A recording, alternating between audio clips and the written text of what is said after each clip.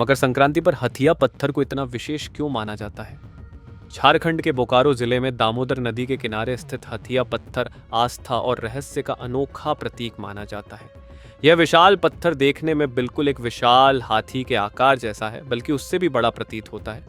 स्थानीय लोगों की गहरी मान्यता है कि मकर संक्रांति के पावन दिन जो भी भक्त यहाँ सच्चे मन से पूजा अर्चना कर अपनी मनोकामना मांगता है, उसकी इच्छा अवश्य पूरी होती है। इसी विश्वास के कारण हर वर्ष मकर संक्रांति पर फुसरो पिछरी क्षेत्र के पास दामोदर नदी में हथिया पत्थर मेला लगता है, जहां सुबह तड़के ही हजारों श्रद्धालु जुटने लगते हैं।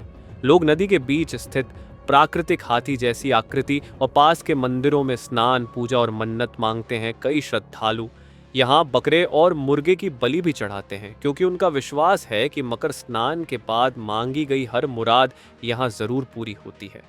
इस स्थान से जुड़ी एक प्राचीन कथा इसे और भी रहस्यमयी बनाती है। कहा जाता है कि पुराने समय में एक राजा अपने पुत्र के विवाह के लिए बारात लेकर दामोदर नदी के किनारे पहुंचा। नदी का जलस्तर अधिक होने के कारण राजा ने नदी से विनती की कि यदि पानी कम हो जाए और बारात सुरक्षित पार हो जाए तो वह पूजा अर्चना और बलि देगा। राजा की प्रार्थना सुनकर दामोदर नदी का जल सचमुच कम हो गया और बारात आसानी से पार हो गई। लेकिन वापसी के समय राजा ने अपना वादा निभाने के बजाय नदी को अपशब्द कह दिए।